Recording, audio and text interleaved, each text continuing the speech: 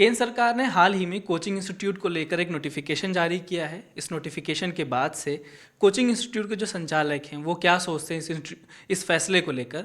आज इसी विषय पर हमारे साथ बात करने के लिए कोचिंग फेडरेशन ऑफ इंडिया के जो अध्यक्ष हैं मृत्युंजय मीनारायण जी, वो हमारे साथ हैं। सर धन्यवाद एनडीटीवी से बात करने के लिए।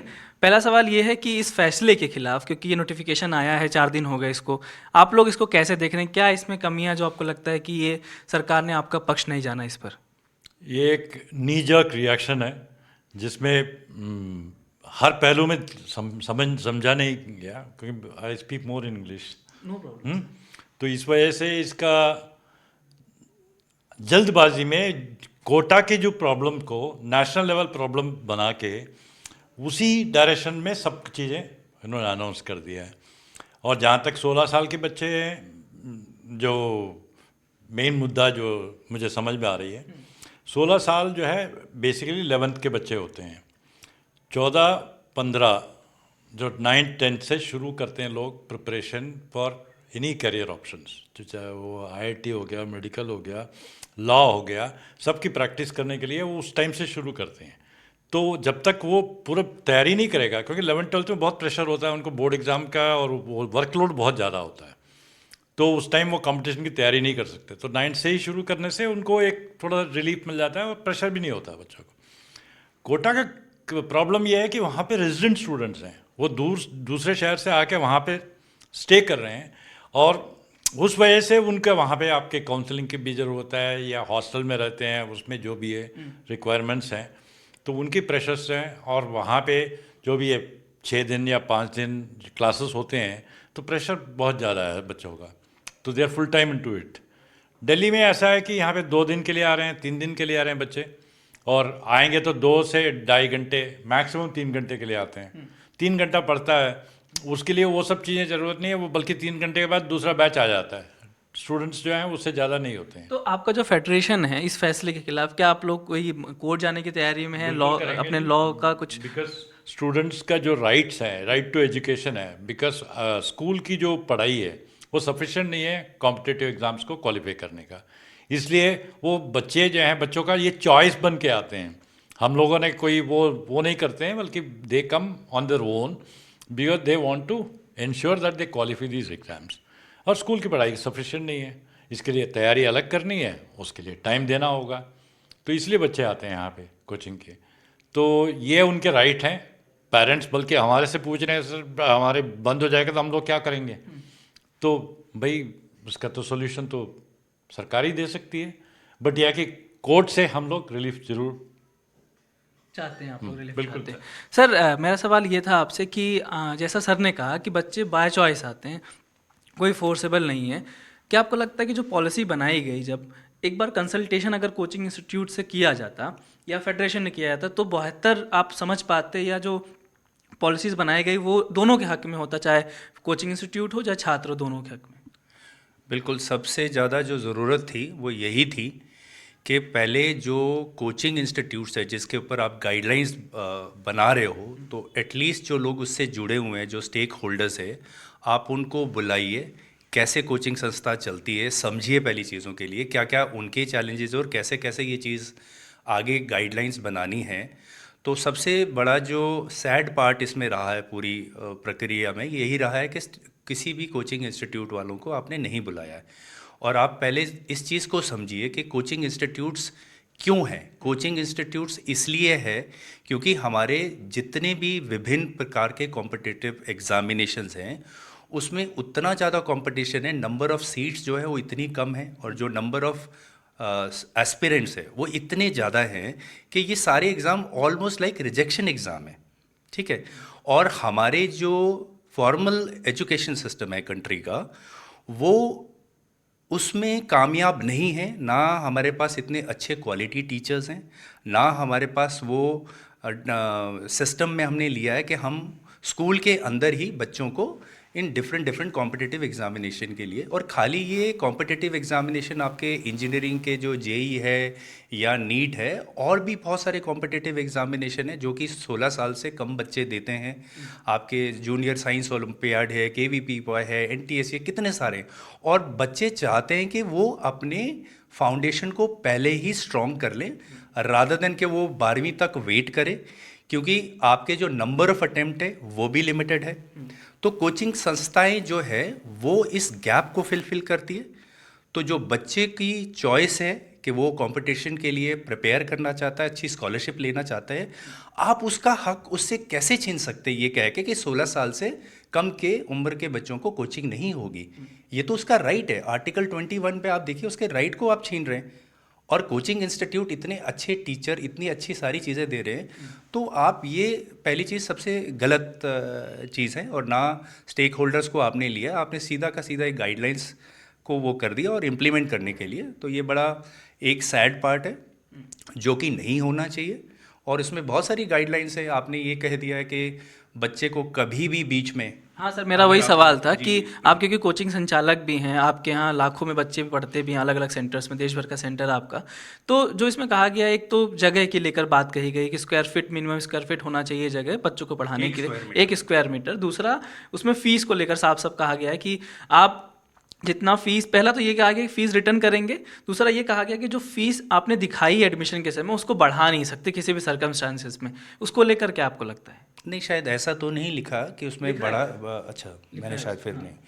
तो इसमें पहली चीज़ तो ये है कि जो फीस रिफंड का आपने कहा है, पहली चीज़ तो जितनी भी स्ट्रक्चर ऑर्गेनाइज कोचिंग इंस्टीट्यूट से सभी की एक फ़ीस रिफंड की पॉलिसी होती है, जिसका एक टाइम पीरियड होता है कि आपका बैच जब शुरू होगा उसके 15 दिन में, 1 महीने में, इतने टाइम पे अगर बच्चे को नहीं समझ आ रहा है, किसी कारणवश वो रिफ़ंड करना लेना चाहता, तो रिफ़ंड हम लोग देते हैं। अब अगर आपने ये कह दिया कि किसी भी टाइम बच्चा जब छोड़ना चाहे और वो भी 10 दिन के बीच में आप उसका फ़ीस रिफ़ंड करेंगे, तो आप ये बताइए कि जो हमारे कोचिंग इंस्टीट्यूट्स की सैलरीज़ है, टीचर्स की सैलरीज़ है, स्टाफ की है, रेंटल्स हैं, बिजली के बिल है, वो आप कैसे करेंगे? तो वो बिज़नेस वाइबल हो ही नहीं सकता। हाँ, अगर कोई आपने कोई जेन्युइन प्रॉब्लम की वजह से, कोई बच्चे की मेडिकल की प्रॉब्लम है या कोई भी ऐसी चीज़ है, तो उसके लिए अगर आप कोई रूल बनाना चाहते हैं तो डेफिनेटली आप बना सकते हैं।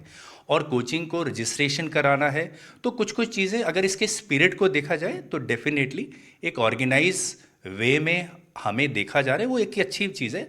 आप लेकिन जितने भी गाइडलाइंस या जो भी आप रूल्स बना रहे हैं वो प्रैक्टिकल होने चाहिए, फिजिबल होने चाहिए, और हमें हमसे पूछ के हमारे भी जो है सजेशन आपको लेने चाहिए। तो सर, इसमें आप पॉजिटिवली क्या देख रहे हैं? एक तो कि रजिस्ट्रेशन मैंडेटरी हो गया, तो अब ये पता चलेगा कितने कोचिंग इंस्टीट्यूट ऑफिशियली चल रहे हैं। दूसरा, उन्होंने डेफिनेशन दे दी कि 50 बच्चों से ज़्यादा का रजिस्ट्रेशन मतलब कोचिंग इंस्टीट्यूट माना जाएगा। और आपको क्या इसमें ऐसा पॉजिटिव एंगल लगा जो एज ए इंस्टीट्यूट ऑनर आपको लगता है कि ये हमारी इंडस्ट्री के लिए बेहतर है? यही जैसे जो पॉइंट आपने बताया कि रजिस्ट्रेशन होना चाहिए, और जो बच्चों की कोई सेफ्टी रिलेटेड अगर कोई ऐसी संस्थाएं हैं जो कि जनरली होगी नहीं, क्योंकि देखिए हर किसी को हर बच्चे की सेफ्टी प्रायोरिटी पे है, लेकिन अगर आपने उसके लिए कोई गाइडलाइंस बनानी है कि ये सारी चीज़ें होनी चाहिए जो कोई प्रैक्टिकली पॉसिबल हो, फिजिबल हो। हम जैसे फायर की बात कर रहे हैं, कोई फायर के प्रिवेंशन के जितनी भी चीज़ें हैं, चाहे वो आपके फायर एक्सटिंग्विशर्स हैं, बकेट्स हैं, अंडरग्राउंड वाटर टैंक है, ये होना चाहिए, वो होना चाहिए, वो सारे के सारे चीज़ें आप मैंडेटरी कर दीजिए, बिल्कुल हम वो करेंगे। और रजिस्ट्रेशन का आपने करना है, आपने साल की कोई रिपोर्ट्स लेनी है, आप बिल्कुल लीजिए, क्योंकि हम लेजिटिमेट एक सर्विस दे रहे हैं, सब कुछ कर रहे हैं, तो हमें उसमें कोई आपत्ति नहीं है। हाँ, लेकिन जो जैसे कि अभी हम जो बात कर रहे थे कि 1 स्क्वायर मीटर का, चलो हम 1 स्क्वायर मीटर के लिए सोच लेते कि हम 1 स्क्वायर मीटर का करें, लेकिन आप ये तो देखिए कि जो इतना इंफ्रास्ट्रक्चर है, जो इंफ्रास्ट्रक्चर बढ़ेगा, और दिल्ली जैसे शहरों में या जितने भी मेट्रो सिटी है, वहाँ के रेंटल ही आप देख लीजिए, तो वो पैसा और वो जो बर्डन है, जो एक्स्ट्रा कॉस्ट है, वो तो अल्टीमेटली पेरेंट्स के ऊपर ही जाएगी ना। तो वो खर्चा मतलब बच्चों को ही देना पड़ेगा या उसके पेरेंट्स को देना पड़ेगा? सर, आपसे सवाल ये था मेरा कि पहला सवाल तो ये है कि जो एक कंपटीशन हो गया है, माहौल ऐसा है कि सबका मतलब 3 में से 2 का बच्चा मतलब बच्चा कोचिंग में जा रहा है, एक का नहीं जाएगा, तो एक प्रेशर भी रहता है कि मेरे बच्चे को भी कोचिंग जाना है, पढ़ना है। उससे एक प्रेशर कम्युनिटी में, सोसाइटी में आ जाती है, उससे पेरेंट्स सबको कोचिंग भेजते हैं। आपको लगता है इसको कम डाउन करने के लिए, कट डाउन करने के लिए सरकार एक इनिशियल स्टेप उठा रही है आगे चल के? अभी नहीं, 5 साल 10 साल बाद कुछ चेंजेस आएगा इसमें? मेरे को नहीं लगता बहुत ज़्यादा कोई बदलाव आने वाला है। अगर आप देखें, पहली चीज़ कि कोचिंग एक सप्लीमेंट है स्कूल एजुकेशन के साथ, एक्स्ट्रा हम विटामिन डी जैसे लेते हैं, तो एक सप्लीमेंट है। तो ये भी एक विटामिन की तरह ही काम करता है, जो भी परीक्षा है या जिसके लिए वो तैयारी कर रहा है और उसको कुछ उसके लिए एक्स्ट्रा करना है तो वो कोचिंग जाता है। कोचिंग की नीड आई कहाँ से? क्योंकि कोचिंग हम कोई सर्टिफिकेट तो देते नहीं, डिग्री हम देते नहीं, तो जो भी आता है वो अपने मन से आता है, किसी वजह से नहीं। अब ऐसे तो बगल ने कोई गाड़ी ले ली और मेरे पे प्रेशर आ गया कि मुझे भी गाड़ी लेनी है, तो गाड़ी कंपनी बंद कर देते हैं। मतलब ये कोई सोल्यूशन नहीं हुआ। सोल्यूशन है डीप डाउन जाके समझना कि कहाँ खामी है। अगर हमारी शिक्षा प्रणाली जो है निचले स्तर पे सही काम नहीं कर रही, या फिर हमारे जो परीक्षाएं हैं जिसके बेसिस पे आप दाखिला ले रहे हैं वो इतनी मुश्किल है जो उसकी पूर्ति वहाँ नहीं हो रही, तो आदमी आएगा। अब आप देखिए जैसे परीक्षाएं हैं, अगर हम इंजीनियरिंग की बात करें तो जेई मेन होता है, उसके बाद एक एडवांस्ड होता है। तो आप एक फ़िल्टर 2 लाख लेते हैं और उन्हीं 2 लाख को एक और में बिठाते हैं, तो उसकी ज़रूरत नहीं। आप प्रेशर किसने क्रिएट किया? आपने क्रिएट किया ना, हमने तो वो परीक्षा नहीं बनाई, हम तो खाली उसकी तैयारी करा रहे हैं। और बच्चे को लगता है कि भाई उसकी स्कूल में नहीं हो रही, क्योंकि कई ऐसे टॉपिक होते हैं जो स्कूल में नहीं है और इनमें डाले गए हैं, तो और उसका भी लेवल ऊपर है, तो उसके लिए नीड है। दूसरी चीज़, आपने CUET अभी शुरू कर दिया। अब CUET में खाली एक तो आप 12वीं ले रहे हैं और उसमें भी वो टॉपिक भी हैं एप्टीट्यूड वाला पेपर जो स्कूल में नहीं पढ़ाया जाता, तो बच्चा कहाँ जाएगा? कोचिंग पे जाएगा।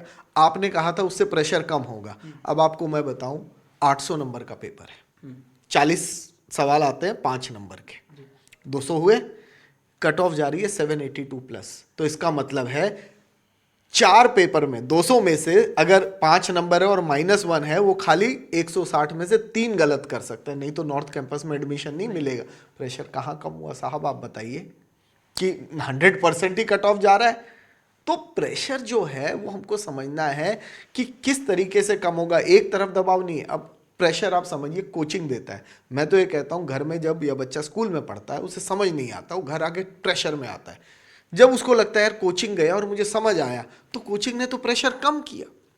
दूसरी चीज़ क्यों इसके ऊपर है, हर कोचिंग चाहता है मेरा रिजल्ट अच्छा हो, तो कंपटीशन और लगेगा, क्योंकि कोचिंग बाई चॉइस है। आज वो रिजल्ट नहीं देगा तो पेरेंट उसको वहाँ नहीं भेजेगा, तो कोचिंग कैसे चलेगा? वो कंपटीशन में रहता है कि मैं बेस्ट रिजल्ट दूं। इस दौड़ में कई बार जैसे अभी हो रहा है कि भाई वो मिसलीडिंग ऐड आ रहे हैं, वो सोचता है भाई क्योंकि हम बेस्ट के पास जाना चाहते हैं, हॉस्पिटल है, किस डॉक्टर पे जाएंगे भाई? नामी कौन है? नए पे कोई नहीं जाता, तो सब अपना बेस्ट दिखाते हैं। और अब हॉस्पिटल की बात आ गई तो गवर्नमेंट हॉस्पिटल इतने कम, आज प्राइवेट इतने आ गए और कई चार्जेस ले रहे हैं, तो ये थोड़ी हॉस्पिटल बंद कर दें। हमको ये समझना होगा कि इनको साथ कैसे लिया जाए। कोचिंग को 45 साल से ना कोई लैंड दी गई, ना कोई रिकग्निशन दिया गया। आपने क्यों नहीं, अगर ये बढ़िया शिक्षा दे रहे थे तो इनको साथ मिलाया। आज जितने IAS आते हैं, मुखर्जी नगर है, ये है, सब कोचिंग लेके आते हैं, इन्हें पता है वो हर दिशा में, तो आप इनको साथ लेने की बात क्यों नहीं करते कि भाई हम आपको रेगुलेट करते हैं, आपको फैसिलिटी देते हैं। रेंट, जैसे सर ने कहा कि 1 स्क्वायर मीटर है, 10 स्क्वायर फीट में एक बच्चा पढ़ाऊंगा, मुंबई दिल्ली जैसी जगह रेंट कहाँ होते हैं? अगर मैं रेंट इतना दूंगा तो पास ऑन किस पे करूंगा? आप पे करूंगा। रिफंड पॉलिसी, अब रिफंड का क्या मतलब है? आपने ज्वाइन किया, मैंने रिफंड पॉलिसी होनी चाहिए, कहीं नहीं मैंने लिखा जी 2 महीने 1 महीने में अगर आपको समझ नहीं आया आप फीस ले लीजिए प्रोराटा। 8 महीने बाद आप कहीं समझ नहीं आया तो ये कहीं का इंसाफ थोड़ी है कि भाई आप रिफंड देंगे।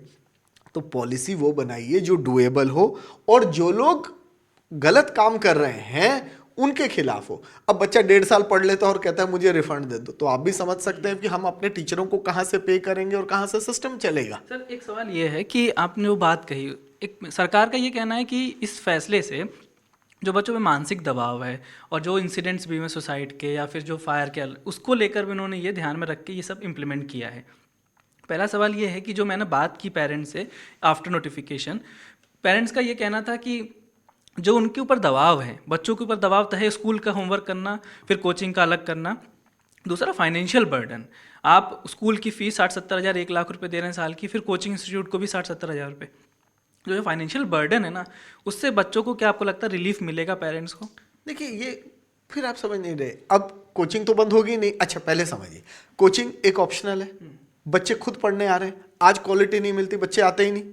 तो कोचिंग अगर चल रहा है तो कहीं तो डिमांड है, नहीं तो क्यों आते? पैसे दे के कोई नहीं जाएगा, फ्री में तो मिल नहीं रहा। तो इसका मतलब है अब जब बंद होगा, डिमांड वही है, सप्लाई कम हो गई। इकोनॉमिक्स बेसिक क्या कहता है? सप्लाई कम होगी तो प्राइस क्या होगा? ऊपर जाएगा ना। इंडिविजुअल ट्यूटर्स होंगे, लोग ऐसे करके पढ़ाएंगे। तो जब 4 या 5 पढ़ेंगे तो पेरेंट की तो पॉकेट में हॉल होगा सबसे ज़्यादा। वो स्कूल से तो मारा हुआ ये फीस देके, कोचिंग की फीस और बढ़ जाएगी। उसके पास ऑप्शन क्या है, वो तो कहीं नहीं जा सकता। दूसरा, आप सुइसाइड के कारण समझिए। कई बार हम 10वीं में देखते हैं बच्चे के नंबर आते हैं, एप्टीट्यूड से वो साइंस ना ले, हम ये सजेस्ट करते हैं, लेकिन पेरेंट को ये है कि मुझे तो उसे इंजीनियर और डॉक्टर ही बनाना है। अब जब वो खुद कराने को तैयार है, पैसे वो देता है, वो कहता है कराऊंगा, भाई 4 अटेम्प्ट मेडिकल में अनलिमिटेड है, इंजीनियरिंग में। तो ये जो पेरेंट के प्रेशर है कि बनना है, बगल वाले ने कुछ कर लिया, ये देखिए आप। कहीं भी कोचिंग उस पर प्रेशर नहीं देता। कोचिंग तो ये कहता है कोई आया, हम उसको बेहतर से बेहतर दे दें, हम अपनी दौर में वो रहते हैं। लेकिन आप ये देखिए कि सुइसाइड होना अगर कोचिंग का है तो संस्थाएं चलती हैं, IIT चलती है, क्या सुइसाइड वहाँ नहीं हो रहे? सुइसाइड तो हो रहे हैं। कोचिंग में भी ऐसा थोड़ी है कि सारे कोचिंग सेंटर इंडिया में आप कहो कि आपको ये मिल रहा है, सब जगह सुइसाइड कर रहे हैं, ऐसा तो नहीं है। सुइसाइड के कई और कारण हैं। पेरेंटल प्रेशर हो सकता है, आजकल पीयर प्रेशर है, बच्चों के साथ कुछ है। मोबाइल्स ने बहुत बेड़ा गर्क कर रखा है, जिसके ऊपर कोई रोक लगाम नहीं। आप बताइए कोई इंस्ट्रक्शन है कि एक बच्चे के पास मोबाइल ना हो? रात सबके पास है, सबसे बड़ा कारण है। हमको ये पेरेंट काउंसलिंग भी बहुत ज़रूरी है, बच्चों की भी ज़रूरी है ओवरऑल सिस्टम में, और स्कूल प्रणाली को ठीक करें कि भाई प्रेशर उतना दे। अब ये फिनलैंड का अगर आपने सुना हो, पता नहीं, फिनलैंड में 12वीं तक एक एग्ज़ाम होता है और टॉप 5 कंट्रीज में आज फिनलैंड आ रहा है। तो भाई आप अपना सिस्टम कॉपी करें या क्या करें, पहले उसको ठीक करिए। स्टूडेंट टीचर रेशियो स्कूलों में ठीक करिए, गवर्नमेंट स्कूल, केंद्रीय विद्यालयों में भी, प्राइवेट स्कूलों में भी 40-40 बच्चे बैठे हैं, 40 मिनट का पीरियड होता है।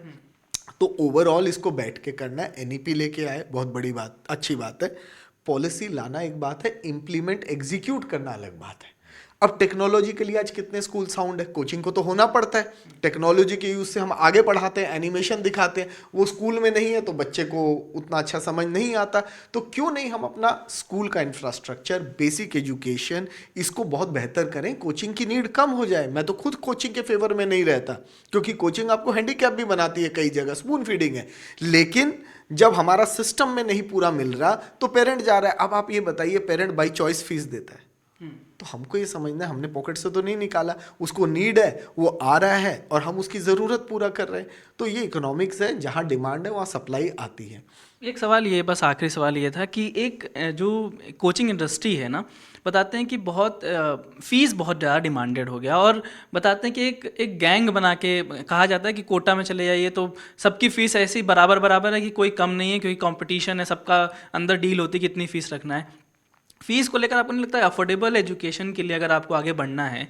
अब स्कूलों की बात करते हैं, सरकारी स्कूल तो खुल गए, कोचिंग इंस्टीट्यूट तो सरकारी नहीं खुले हैं, तो जो गरीब बच्चा है जिसको फीस नहीं पढ़ाने की, लेकिन बच्चे में पढ़ने की कैपेबिलिटी है, वो कैसे कोचिंग इंस्टीट्यूट में पढ़ेगा जब 1-1 लाख रुपये फीस होगी? तो देखिए, फीस पहले से कम हुई है। कोविड के बाद, ऑनलाइन आने के बाद ऑफलाइन को भी बहुत स्टिफ कंपटीशन मिला है, तो फीस अब पहले ऑप्शन नहीं था ऑनलाइन पढ़ने का, अब बच्चे के पास है। यूट्यूब वीडियोस तो फ्री पे मिल रहे हैं, और ऑनलाइन जो पैकेजेस है वो काफ़ी कम है। तो जहाँ तक मेरा ख्याल है फीस बढ़ी नहीं है। आप देखिए, इन्फ्लेशन बढ़ रहा है कि नहीं? जो हम पेट्रोल या कोई भी चीज़ खरीदते थे, इन्फ्लेशन बढ़ा है, तो टीचर्स की भी तो कॉस्ट बढ़ी है, इंस्टीट्यूट की कॉस्ट बढ़ी है, रेंट बढ़ा है, तो प्रोपोर्शनेटली उस हिसाब से आज आप कोचिंग की फीस पिछले 5 साल में मिला लीजिए, मेरे को नहीं लगता बहुत हाई लेवल पे कोई चली गई है। और ऑनलाइन आने के बाद तो ये बेसिकली कम ही हुई है, क्योंकि कंपटीशन बढ़ गया। पहले सप्लायर ऑनलाइन नहीं था, आज एक ऑनलाइन एक्स्ट्रा सप्लाई आ गया, तो मेरे फीस कम होना ही होना है। ये तो बेसिक इकोनॉमिक्स लगा रहे हैं। दूसरा, खाली हम एक जगह को मॉडल क्यों बना रहे हैं? भारत खाली कोटा से नहीं चलता। कोटा में 2 लाख, 4 लाख, 5 लाख बच्चे पढ़ते होंगे, बाकी तो कहीं और पढ़ते हैं। उनको तो आप देखिए, उनका समझिए, एक कोचिंग से टीचर, उसकी फैमिली, टिफिन वाला, कितनी इकोनॉमी चलती है। और रजिस्ट्रेशन की बात, GST तो दे ही रहे हैं, रजिस्टर्ड तो ऑलरेडी हैं। आप ये 50 का एक फिगर ले आए, अब मेरे लिए तो 50 को भी आप कैसे मॉनिटर करेंगे यही नहीं समझ में आता। कोचिंग में तो 3 महीने में एनरोलमेंट फिर हो जाता है, फिर 50 का फिगर आप काउंट कैसे करेंगे? ऑनलाइन की बात आपने की नहीं इसमें। ऑनलाइन वाले क्या 16 साल से नीचे पढ़ा लेंगे? आप उनको रोक पाएंगे? कोई ऐसा प्रोविज़न है? तो आप 50 का फिगर कैसे मॉनिटर करेंगे जब हाइब्रिड मोड भी चल रहा है? तो इसको बनाने से पहले, जैसे सर ने भी कहा, सब साथ लेके बैठते, समस्या को समझते, हमें सुलझाना है। एक दूसरों पे ब्लेम गेम करके तो कुछ भी नहीं है, बच्चा ही तो सफ़र कर रहा है। अल्टीमेटली अभी सबसे बड़ा सफरर बच्चा और पेरेंट होने वाला है। अगर हम बैठ जाएं और इसको एक अच्छी तरीके से लेके चलें तो इसका आउटकम आएगा। क्यों नहीं कोचिंग विलेजेस बना देते हैं आप स्टेटों में, फंड दीजिए ताकि ऑर्गेनाइज्ड वे में चले, हम भी फीस कम कर देंगे। हो सकता है हम 20-25% सब लोग मिले बात को तो फ्री भी पढ़ाएं जिनको है। दूसरा, सरकार भी आजकल कोचिंग चलाती है, आपने कहा नहीं चलाती, कैसे चलाती है? प्रोग्राम निकालती है, कोचिंग सेंटर को कॉन्ट्रैक्ट देती है और वो पैसा भरते हैं कि भाई बच्चा वंचित ना रह जाए। तो आप आज बताइए, सरकारों को भी तो स्टेट में लगा कि नीड है कोचिंग की, तभी तो वो ये प्रोग्राम चलाते हैं। दिल्ली में भीम योजना चलती है, आप हर स्टेट में जाइए तो क्यों चला रही है? क्योंकि उनको पता है हमारे यहाँ सक्षम नहीं है, हम उनको लेके आए, वो बच्चे पैसे नहीं दे सकते, वो पैसे देके करती हैं। तो ये कंस्ट्रक्टिव रोल हुआ। तो इस तरह हम सारा सिस्टम समझे। और आज तो सारी परीक्षा, क्लैट देखिए, लॉ की तैयारी, अब कितने बच्चे बढ़ गए, पहले 10,000 देते थे, लाख पहुंच गए। तो स्कूल में कहाँ क्लैट का टॉपिक पढ़ाया जाता है, वो बच्चा कहाँ जाएगा? और एज की बात बताऊं, आप थोड़ा सर्वे करिए, शायद बिहार में 14 साल में वो 10th कवर कर जाता है और 16 साल में शायद 12। तो फिर क्या होगा? वो 12वीं के बाद कोचिंग लेगा। आपने यूनिफॉर्म, तो ये आपका एम था कि 10वीं तक बच्चा ना जाए, पर स्टेट टू स्टेट सिलेबस अलग है, किताबें अलग है, एज फैक्टर अलग है, कंकरेंट लिस्ट का मैटर है। तो आपने तो अभी तक, मेरे को नहीं लगता सारे स्टेटों को भी इन्होंने कंसल्ट किया कि कैसे आना चाहिए। तो सरकार का जो ये आदेश है वो जैसा बताया सब फेडरेशन के लोगों ने कि जल्दबाजी में फैसला भी है। दूसरा कह सकते हैं कि इस पर सबसे कंसल्टेशन नहीं किया गया, क्योंकि इसमें बहुत सी खामियां हैं, बहुत सारे ऐसे अनसुलझे पहलू हैं जिसको समझना होगा। और साथ ही इनका ये कहना है कि कोचिंग जो है पेरेंट्स खुद आते हैं, ऐसा नहीं कि फोर्सेबल एजुकेशन है, और ये वैल्यू एड ऑन करते हैं बच्चों के, छात्रों के एजुकेशन में। तो सरकार ये चाहते हैं कि सरकार इस पर एक बार रिकंसिडर करे ताकि इसको कैसे बेहतर बनाया जा सके, कैसे छात्रों के हित में इस पॉलिसी को बनाया जा सके। इस पर कोचिंग इंस्टीट्यूट, सरकार दोनों काम कर सके। कैमरा पर्सन जेवियर के साथ मैं अश्विनी कुमार सिंह, NDTV इंडिया के लिए।